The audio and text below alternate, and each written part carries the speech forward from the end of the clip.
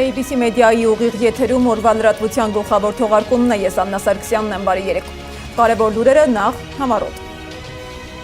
Իսրայելը հարվածել է Թեհրանի կառավարական շենքերին, նախագահ Փեզեշքյանի նստավայրին, հաղորդում են պաշտպանության նոր նախարարի սպանության մասին։ Էներգետիկ պայթյուն, Իրանը փակել է Հորմուզը, նավթի եւ գազի մատակարարումները խաթարված են, գները կտրուկ աճում են, տարածաշրջանը կանգնած է էներգետիկ ճգնաժամի շեմին։ Պատերազմի մաթեմատիկան, թվեր, զինանոց ուժերի բալանս, ԱՄՆ, Իրան, Իսրայել հակամարտությունը մտնում է բարձր տեխնոլոգիական պատերազմի փուլ, որ կողմն ինչ զինանոց ունի, որն է առավելությունը օդում եւ որն է հենվում հրթիռային ուժի վրա։ Երբ հետախուզությունը փոխում է պատմությունը, առևանգումներ, կիբերհսկողություն, թիրախային հարվածներ, Մոսադ, իրականություն, թե միֆ, ինչպես է գործում հրեական ամենաազդեցիկ հետախուզություններից մեկը։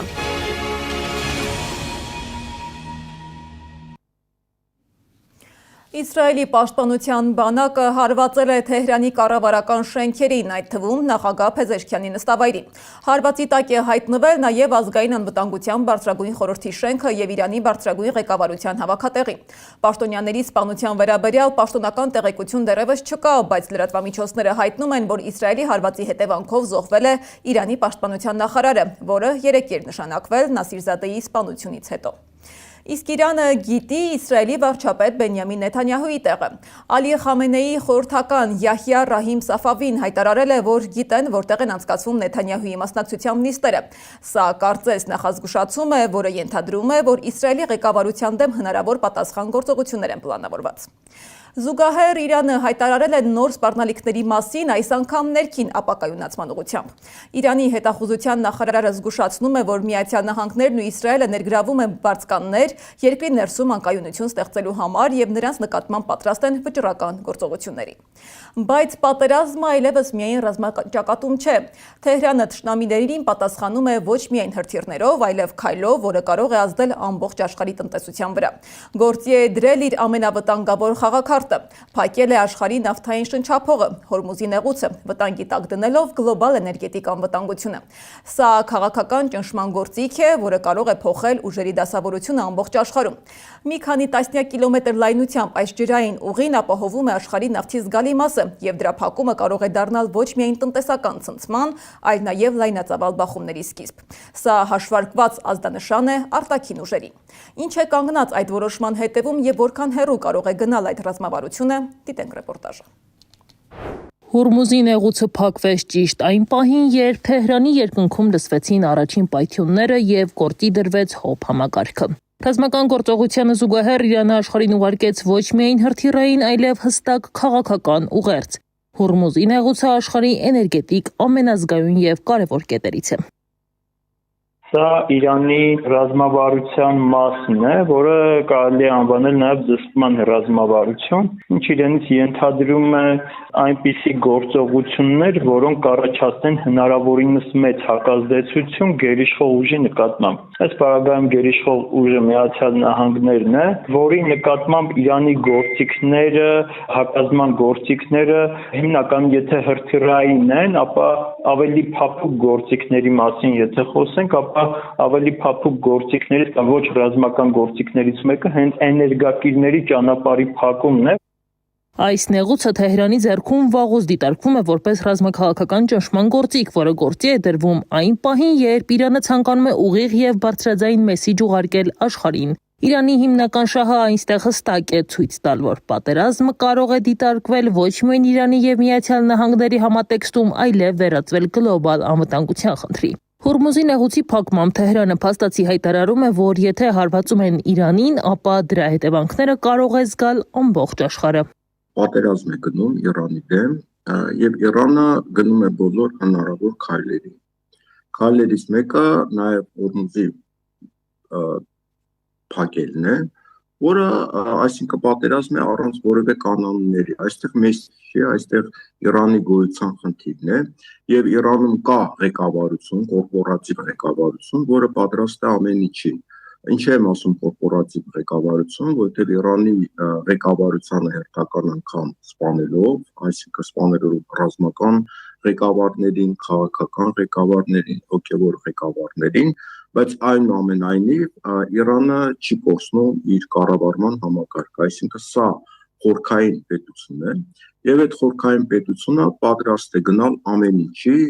Նեղուցի փակումը նաև ներքին քաղաքական հաշվարկ է պարունակում։ Իրանի իշխանությունները դրանով ցույց են տալիս սեփական հասարակությանը, որ երկիրը ոչ թե պաշտպանվում է, այլև վերահսկում է իրավիճակը եւ կարող է թելադրել խաղի կանոնները։ Սա կարևոր է հատկապես երկարատև ճգնաժամի պայմաններում իշխանության լեգիտիմությունը պահպանելու համար։ Դրանից զատ նեղուցի փակումը Իրանի ռազմավարության մաս է Միացյալ Նահանգների ազդեցությունը նվազեցնելու համար։ Իրանի թիվ 1 խնդիրը այս պահին ներհասարակական համերաշխության ապահովումն է։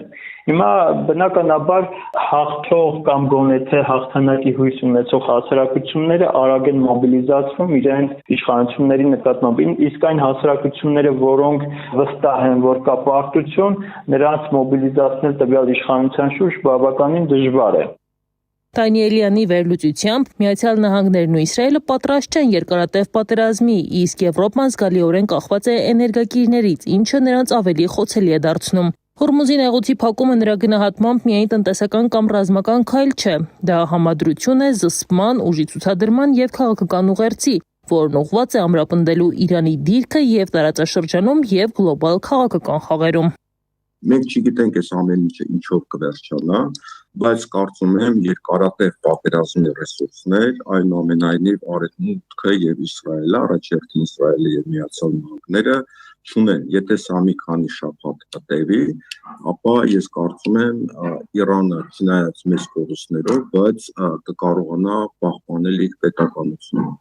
Հորմուզի նեղուցի փակումը դարձել է Իրանի ռազմավարական ազդանշանը, որը համադրում է քաղաքական, տնտեսական եւ ռազմական բաղադրիչները։ Դրանով Թեհրանը ցույց է տալիս, որ ոչ միայն վերահսկում է սեփական տարածքը, այլև կարող է ուղղորդել գլոբալ գործընթացները, ընդգծելով իր դիրքը տարածաշրջանում եւ միջազգային քաղաքական դաշտում։ Փորձագետները կարծում են, որ այս քայլը ուղերձ է թե ներքին լսարանին, թե արտաքին կողմերին։ Այն ցույց է տալիս, որ Իրանը պատրաստ է կիրառել բոլոր հնարավոր միջոցները իր պետականությունն ու ռազմավարական շահերը պաշտպանելու համար եւ որ աշխարհի խոշոր խաղացողները ստիպված են հաշվի նստել այդ պատրաստակամության հետ։ Հորմուզի նեղուցը փակվելուց հետո աշխարհը հաշվում է ոչ թե հրթիռները, այլ դոլարները։ Նավթի գինը բարձրանում է, գազի շուկան լարվում, իսկ տարածաշրջանի երկրները պատրաստվում են նոր տնտեսական իրականությանը։ Ինչ հետևանքներ կունենա այս զարգացումը եւ որքանով է խոցելի Հայաստանը, Սեդա Մակարյանի ռեպորտաժը։ Իրանում ռազմական էսկալացիան արդեն դուրս է եկել զուտ քաղաքական հակամարտության շրջանակներից եւ տեղափոխվել համաշխարհային տնտեսության դաշտ։ Իրանը փակել է աշխարհի ամենակարևոր էներգետիկ ուղիներից մեկը՝ Հորմուզի նեղուցը։ Այդ նեղուցով իրականացվում է համաշխարհային նավթի մատակարարումների մոտ 1/5-ը։ Դրա փակումը համաշխարհային շուկաներում քաոս է առաջացրել։ Միացյալ Արաբական Էմիրությունները, Քուվեյթը եւ այլն հանդիսանում էին մեծ ֆինանսական կենտրոններ եւ այս պահին նրանց ոչ միայն նավային, այլ նաև օդային կապը աշխարհի հետ փակված է եւ սա բերում է որոշակի կրիզիսային իրավիճակների, երբ որ այս պետությունները այսպես երկար տարիներ ապահովված լինելով Ամերիկայի Միացյալ Նահանգներից այս պահին չգիտեն կամ դժվարանում են հասկանալ, թե իրենց ապահովվածության աշճանը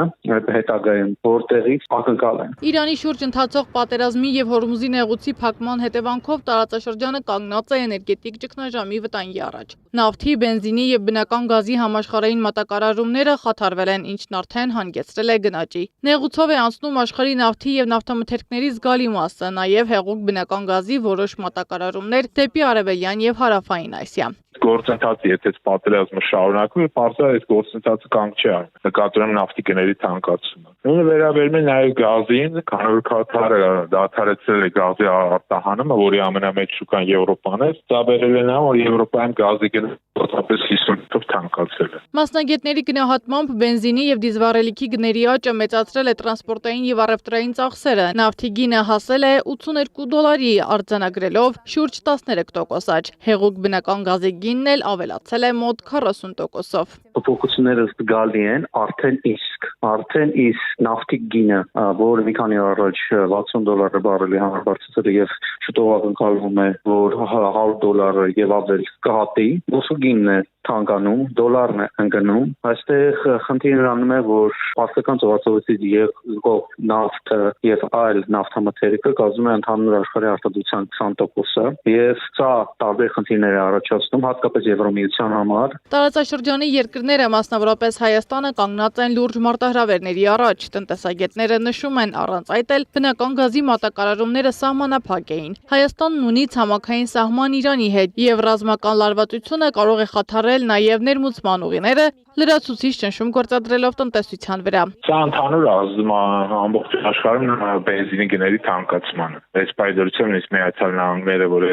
նավթի խոշոր արդյունանող, բենզինի գները թանկացել է։ Այսինքն ամենուրեք բենզինի գները թանկանալու, այդ թվում նաեւ Հայաստան։ Սա կազդի նաեւ գազի գների վրա։ Եթե Հորմուզի նեղուցը երկար ժամանակ փակ մնա, էներգետիկ ճգնաժամը կարող է վերաճել տնտեսական եւ սոցիալական ճգնաժամի, իսկ Իրանն այս հարցում վճռական է տրամադրված։ Իսլամական պետությունը հայտարարել է, որ առանց բացառության կհարվածի ցանկացած նավի, որը կփորձի անցնել նեղուցով։ Աշխարհագրությունն այս պահին կրկին դարձել է քաղաքական եւ տնտեսական գործընթացների առանցքային գործոն։ Սեդամ Ակարյան, Նոնա Գևորգյան, ABC Media։ ԱՄՆ նախագահը կարծես շատ բարկացած է Իրանի պատասխաններից։ Թրամփը սոցցանցում գրել է, թե Իրանը բանակցել է ուզում, բայց ինքն արդեն ասել է չափազանց ուշ է։ Թրամփի խոսքով Իսրայելին եւ Միացյալ Նահանգներին հաջողվել է վերացնել Իրանի հակաօդային պաշտպանությունը, ռազմաօդային ուժերը, նավատորմը եւ ղեկավարությունը։ Բայց այս պատերազմը միայն հայտարարությունների եւ դիվանագիտական ճնշումների մասին չէ։ Սա տեխնոլոգիաների, հեռահարության եւ հարվածի ճշգրտության մրցավազք է։ Մի կողմը հենվում է օդային գերակայության եւ կործանիչների վրա, մյուսը բալիստիկ հրթիռների եւ զանգվածային կրակի հնարավորության։ Ինչ զինատեսակներ են կիրառում կողմերը եւ որն է այս հակամարտության իրական ռազմական հաշվեկշիռը։ Դիտենք Անյա Բաղյանի ռեպորտաժը։ Կործանիչներ, բալիստիկ հրթիռներ, ռազմական ուղղաթիռներ, անօդաչու սարքեր։ Միացյալ Նահանգներ, Իրան, Իսրայել հակամարտությունում կիրառվում է ժամանակակից ռազմական տեխնիկայի գրեթե ամբողջ սպեկտրը։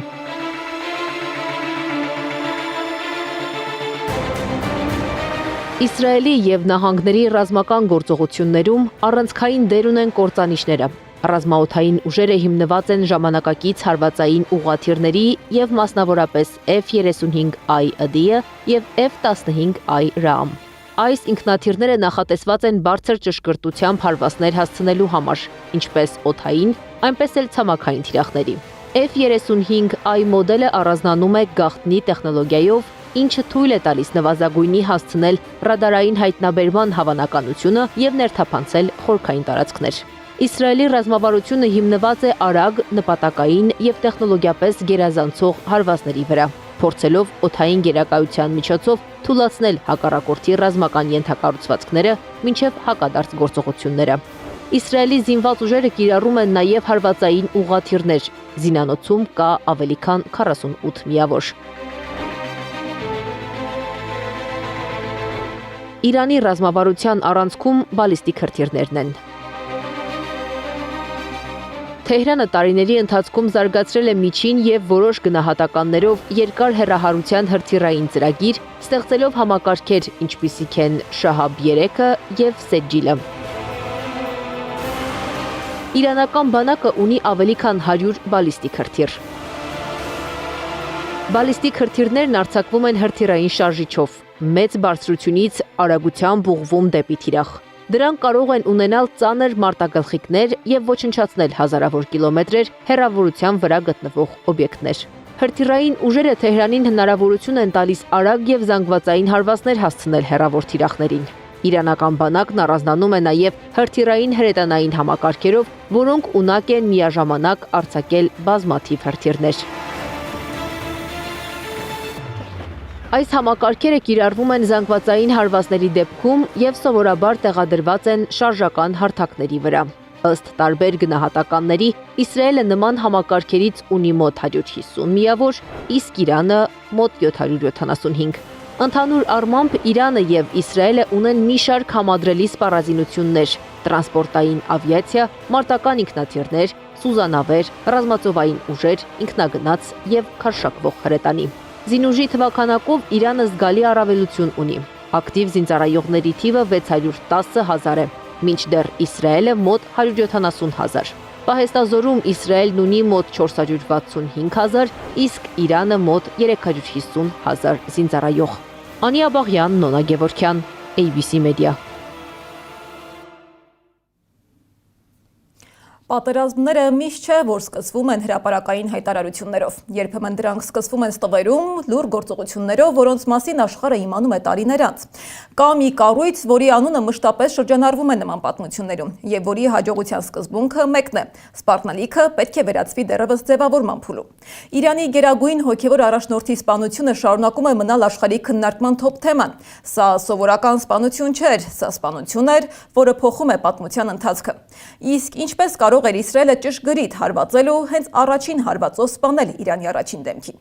Եվ դարձյալ ասպարեզ է գալիս Մոսադ անունը։ Պարզվում է, Մոսադի գործակալները տարիներ շարունակ լրտեսել են Խամենեիին, նրա թիկնապահներին եւ Թեհրանի բարձրաստիճան պաշտոնյաներին կոտրելով տեսախցիկների ամբողջ ցանցը։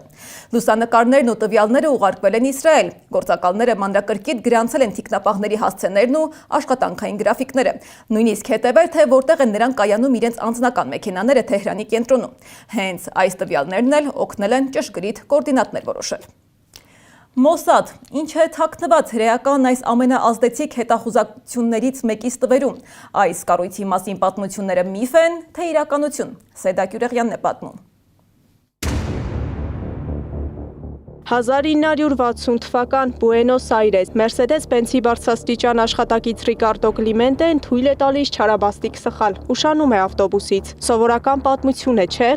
Բայց Ռիկարդոն չէ, այլ Ադոլֆ Այխմանը, հոլոքոստի ճարտարապետը, եւ այս ուշացումը դառնում է ճակատագրական։ Այխմանին առևանգում են եւ տեղափոխում ամայի շինություն, հարցաքննում են 9 օր ինքնությունը պարզելու համար, եւ նա խոստովանում է։ Գաղտնի գործակալը նրան ստիպում է ստորագրել համաձայնություն Իսրայել տեղափոխվելու համար, սակայն ինչպես մյուս մայրցամաք տեղափոխել աշխարհի ամենավորոնվող հանցագործին, համարձակ եւ միաժամանակ աբսուրդային լուծմամբ։ Նրան հագցնում են Էլ Ալավի ընկերության աշխատակցի համազգեստ, նստեցնում ինքնաթիռ եւ դուրս բերում Արգենտինայից առանց կասկած հարուցելու։ Տեղափոխվենք ավելի քան 6 տասնամյակ առաջ, 2026 թվական, Իրան։ Տարիներ շարունակ Թեհրանի քաղաքային տեսախցիկները գտնվում են թշնամի պետության հատուկ ծառայությունների վերահսկողության տակ։ Դեռ 4-5 տարի առաջ պլանավորվում է սպանություն, որը փոխելու է տարածաշրջանի ճակատագիրը։ Փետրվարի վերջին օրը հրթիռակոծվում է Իրանի հոգևոր առաջնորդ Ալի Խամենեիի նստավայրը։ Տարբեր դարեր, տարբեր մայրցամաքներ, բայց նույն ձեռագիրը՝ Մոսադ, աշխարհի ուժեղագույն արտաքին հետախուզական ծառայություններից մեկը։ Նրա գործունեության հիմքում մեկ սկզբունք է՝ սպառնալիքը պետք է վերածվի դեռևս ձևավորման փուլում։ Վերջին տասնամյակում Իսրայելը համաշխարհային ցանցերում ֆիզիկական ներկայությունը փոխարինել է վիրտուալ ներկայությամբ։ Լսած կլինեք Pegasus վիրուսի մասին։ Դրա ստեղծողը իսրայելական NSO գրուպն է, որը գործում է Իսրայելի պետական արտոնագրի ներքո։ 2021-ին աշխարհի շուրջ 80 լրագրողներ 17 լրատվամիջոցներից բացահայտել էին Pegasus-ի թիրախում են հայտնվել 50,000 հեռախոսահամարներ, որոնց մեջ էին Էմանուել Մակրոնի, Հնդկաստանի ղեկավարության, սպանված արաբ լրագրող Ջամալ Խաշոգջիի ամբողջ շրջապատի բջջային համարները։ Սա դարձավ լուրջ քաղաքական սկանդալների պատճառ։ Քաղաքական սկանդալները սակայն հեշտությամբ չեն հարթվում։ 1970-ականներին Մոսադը եվրոպական մայրաքաղաքներում, Փարիզում, Աթենքում, Հռոմում, Նիկոսիայում մասսայական սպանություններ է իրականացնում։ Գործակալները սպանում էին պաղեստինցիներին, որոնց կասկածում էին օլիմպիական խաղերին հրեա ատլետների սպանության համար։ Հետագայում արտահոսած փաստաթղթերը ցույց տվեցին, որ այդ գործողությունները հաճախ իրականացվել են առանց ընդունող երկրների պաշտոնական թույլտվության, ինչը լրջորեն սրեց Եվրոպայի եւ Իսրայելի հարաբերությունները։ Թվում է միասնական եւ անխոցելի համակարգ, սակայն միֆականացված կերպարը ճաքեր ունի։ Մոսադի միֆականացման միջոցով կառույցի անհաղթահարելի կերպարի ստեղծումը Համասի հարձակման ժամանակ չարդարացրեց իրեն։ Reuters-ն էր բացահայտել։ Իսրայելի Մոսադը փաստացի ձախողել էր, չկարողանալով կանխարգելել 2023-ին Գազայի վրա Համասի հարձակումը։ Մոսադի պատմությունը ցույց է տալիս, երբեմն մեկ ուշացում, մեկ գործողություն կամ մեկ սխալ կարող է փոխել պատմության ընթացքը։ Ավելի քան կես դար անց նույն կառույցը շարունակում է գործել նոր տեխնոլոգիաներով եւ նոր մեթոդներով։ Պետական համակարգին ենթակա լինելով այն շարունակում է մնալ միջազգային քաղաքականության ամենաազդեցիկ եւ ամենախորհրդավոր դերակատարներից մեկը։ Սեդա Գյուրեղյան, Գեգամ Ղազարյան, ABC Media։ Իսկ Միացյալ Նահանգների պետքարտուղար Մարկո Ռուբիոն հայտարարել է, որ չի պատրաստվում բացահայտել իրենց մարտավարության մանրամասները, սակայն Իրանի դեմ ամերիկյան զինված ուժերի ամենածանր հարվածները դեռ առջևում են։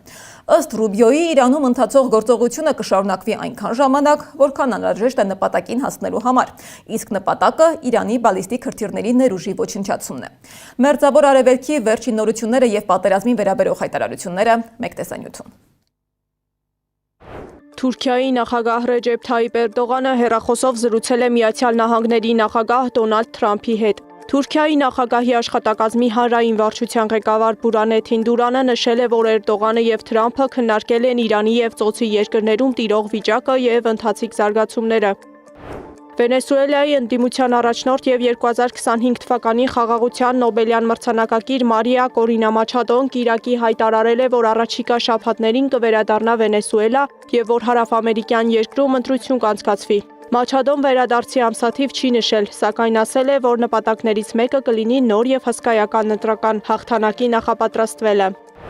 Կիրակի Պենտագոնի պաշտոնյաները խոստովանել են, որ չկա որևէ հետախուզական տեղեկություն, որ Իրանը պատրաստվում էր առաջինը հարձակվել Միացյալ Նահանգների ուժերի դեմ։ Մինչ այդ Թրամփը հայտարարել էր, որ հարձակումը, որը նրա խոսքով կտևի շաբաթներ, նպատակ ուներ թույլ չտալ, որ Իրանը միջուկային զենք ունենա, զսպել նրա հրթիռային ծրագրի զարգացումը եւ վերացնել Միացյալ Նահանգների եւ նրա դաշնակիցների համար սպառնալիքները։ Իրանը հարվածել է Սաուդյան Արաբիայի նավթային ենթակառուցվածքներին, այդ թվում Արամկոյի նավթավերամշակման գործարանին, որն աշխարհի խոշորագույն նավթի արտահանման կենտրոններից է։ Դելիում բանակցություններից հետո Կանադայի վարչապետ Մարկ Քարնին հայտարարել է, որ ինքը եւ իր հնդիկ գործընկեր Նարենդա Մոդին համաձայնության են եկել տնտեսական գործընկերության համաձայնագիր կնքել մինչև այս տարվա վերջ։ Երկու առաջնորդները փորձում են վերականգնել հարաբերությունները, որոնք լարվել են 2023 թվականից, երբ այն ժամանակվա Կանադայի վարչապետ Ջասթին Թրյուդոն հայտարարեց, որ կան հավաստի տեղեկություններ, որ Հնդկաստանի հետ կապ ունեցող անձինքներ գրաված են եղել Կանադայում ՍԻԿ անջատողական խմբի առաջնորդի սպանության մեջ։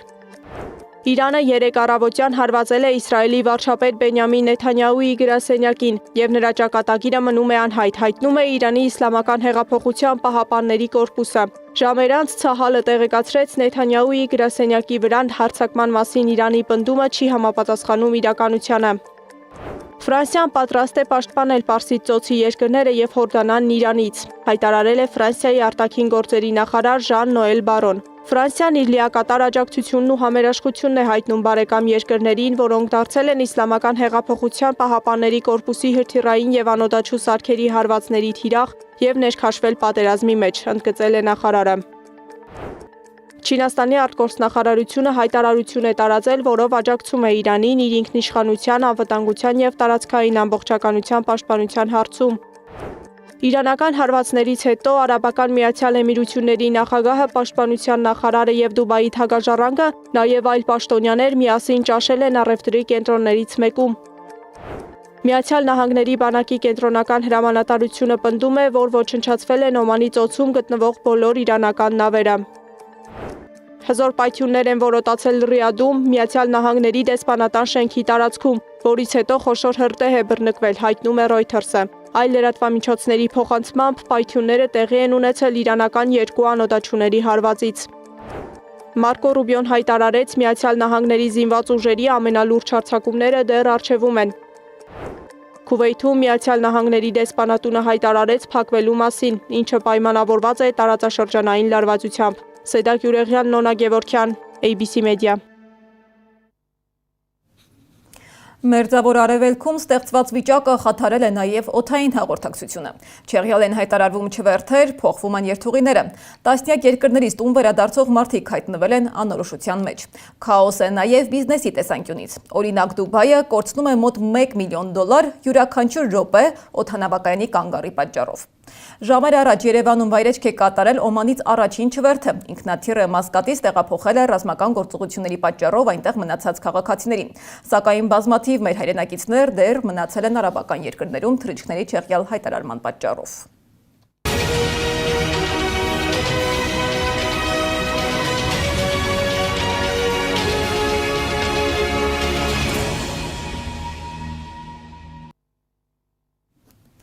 Մինչ հարևան երկրներում պայթյուններ են հնչում, Հայաստանը շարունակում է մնալ խաղաղ շնորհիվ ներկայիս իշխանության քաղաքականության, պնդում է ազգային ժողովի նախագահը։ Միևնույն ժամանակ Ալեն Սիմոնյանը ցավում է հարևան Իրանում զոհերի համար։ Շատ ցավում եմ այն զոհերի համար, որոնք որ լինում են, եւ հույս ունենք, որ հնարավորինս կարճ կտևի, որովհետեւ անմիջականորեն մեր հարևանի հետ է տեղի ունենում եւ դա չի կարող մեզ չանհանգստացնել։ Միևնույն ժամանակ հասկանում ենք, որ դա շատ մեծ աշխարհաքաղաքական, թերևս ամենամեծ աշխարհաքաղաքական պատերազմներից մեկն է, որը որ Փառք Աստծո մեր հետ որևիցե ձևով կապ չունի եւ պետք է ամեն ինչ անենք, որ մենք այդ խնդրի մեջ այդ կարող եմ վերջացնեմ, այդ համատեքստում կարող եմ վերջացնել, շնորհակալ եմ։ Եվ հույս ունենք, որ որևիցե ձևով Հայաստանի շահերին դա չի դիպչի, միևնույն ժամանակ շատ հաճելի է, որ երևի պատմության մեջ, ասենք տեսնում եք, հյուսիսում պատերազմ է, արևելքում պատերազմ է եւ մենք այդ ֆոնին կարողացել ենք Ադրբեջանի հետ միասին խաղաղության եզր ենք գտել եւ խաղաղություն ենք կառուցում։ Ազգային ժողովում քննարկման գլխավոր թեմաներից մեկը բնակիչներին մատակարարվող ջուրներ կամ դրա անջատումը։ Ամռան շոքին անջուր մնալուց խուսափել այդուամենայնիվ չի ստացվի։ Ջրանջատումներ լինելու են, բայց ոչ թե 7, այլ 3-4 ժամով։ Նիստին հետևել է Սեդա Մակարյանը։ Ամռան ամիսներին Հայաստանում ջրանջատումներ ամեն դեպքում կլինեն 7 ժամվա փոխարեն 3 կամ 4 ժամ։ Ազգային ժողովում Մերջրային կոմիտեի նախագահը փորձում էր փառատել ընդդիմադիր պատգամավորների կասկածները։ Օրինակ, ինչպես ստացվեց, որ կառավարության միջամտությունից հետո հայտարարեցին ջրամատակարարման ժամանակացույցը կվերանայեն։ Հրաշք կառավարության միջամտությամբ այլևս այդ ժամանակացույցը չի փոխվի եւ այլն եւ այսպես շարունակ։ Հիմա հարց. Այդ ո՞նց է լինում, որ այդ տարիներով կուտակված խնդիրը մի հատ կառավարության զանգով դες կարգավորվում։ Արդյոք սա մանիպուլյացիա չի։ Մանիպուլյացիա չկա, գաղտնիք էլ չկա, ես արդեն նշեցի, ներդրումներ են արվում ենթակառուցվածքների արդիականացման հիմնանորոգման ուղղությամբ եւ դրանց արդյունքում ունենալու ենք խնայված ջուր։ Ու մինչ ընդդիմությունը փորձում էր գուշակել, թե ինչպես ստացվեց կուտակված խնդիրները կառավարության մեկ զանգով լուծել, իշխանության ներկայացուցիչները շրջանցելով այդ հարցի պատասխանը գնդակն այլ դաշտ էին տանում։ Գիտեք ինչն է սպանիչ։ Այսա ասեմ ինչն է սպանիչ, որ օրինակ ձեր գործընկերոջից դաշնակցական Լևոն Մկրտչյանից, ով եղել է կրթության եւ գիտության նախարար, երկարամյա ապօրինի գույքով դատախազությունը պահանջում է 26 անշարժ գույք, 7 տրանսպորտային միջոց, 1 միլիարդ դրամից ավելի գումար։ Դա է սպանիչ։ Նիստի օրակարգում 26 հարցերի շարքում էր նաև ԿՊԱ-ական Թագուհի Ղազարյանի ու Սիսակ Գաբրիելյանի նախագիծը, որով պատգամավորները ցանկանում են եկեղեցիները հանձնել կառավարությանը։ Ըստ նախագծի հեղինակների, օրենքը թույլ կտա խուսափել եկեղեցիների օտարման գործընթացից։ Սա ենթադրյալ եւ վարկաբեկիչ թեզ է, որովհետեւ հայ առաքելական եկեղեցին երբեք որևէ հուշարձան չի օտարել եւ ոչ էլ պատրաստվում է օտարել պատմության եւ մշակույթի որևէ անշարժ պաշտամունքային կառույց։ Երկրորդ,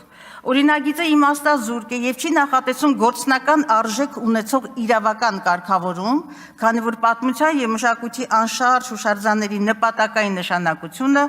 որևէ մեկը իրավասու չէ փոխել անկախ վերջինի սեփականության ձևից։ Ազգային ժողովի միջանցքում էլ զրույցները երկրի արտաքին ու ներքին օրակարգի մասին էին։ Նախ ներքինի մասին։ Սիմոնյանը ներկայացրեց, թե ինչպես է պատկերացնում մյուս ազգային ժողովի կազմը։ Ազգային ժողովի նախագահը հունիսի 7-ից հետո ոչ երկրորդ, ոչ էլ երրորդ նախագահի գլխավորած քաղաքական ուժերին ազգային ժողովում չի տեսնում։ Քոչյանը թող ղեկավարման մասին չխոսի, Քոչյանը այլ բան ունի անհանգստանալու, հաջորդ պարլամենտական ընտրություններին ինքը հատելու է շեմը դաշնակցության հետ եւ հայտնելու է պարլամենտում, թե իր ամբողջ ընդդիմադիր ռեսուրսը, որը որ հայկական դաշտում կա, այլ կուսակցություններ են վերցնելու, 2-3 ընդդիմադիր ուժ կարող են հատել անցողիկ շեմը, որոնցից երկուսը ակնհայտ կամ չեն հատելու, կամ դժվարությամբ են հատելու։ Այսինքն լինելու է մի հատ մեծ որևիցե ուժ, դա արդեն ընտրարշավը ցույց կտա։ Կարծում եմ, որ կամ այս նոր ստեղծված մեր ձևով տարբերակն է, կամ Ծառուկյանի տարբերակն է։ Սիմոնյանն անդրադարձավ նաև կաթողիկոսի դեմ արշավին ու նշեց, իրենք շարունակելու են գործընթացը, դադար չեն վերցնելու, անգամ քարոզարշավի շրջանակում։ Ինչ վերաբերում է վարչապետի պատարակներին գնալուն, դա իր անձնական որոշելիքն է, ինքը գնալու է, էլի է գնալու, ես վստահ եմ, խոսել եմ իր հետ դրա մասով, նույնիսկ քարոզարշավի հետ կապված մենք խոսակցություն ենք ունեցել, ասել է ես չեմ կարող, ես պետք է գնամ պատարակների։ Ու մինչև հարավում ու հյուսիսում պատերազմներ են, ըստ Ալեն Սիմոնյանի, Հայաստանում խաղաղություն է հաստատել իրենց իշխանությունը Ադրբեջանի օգնությամբ։ Սեդամ Ակարյան, Աշոտ Բարբարյան, ABC Media։ Այս ժամի համար այսքանը, մեր հաջորդ թողարկումը ժամը 21-ին է։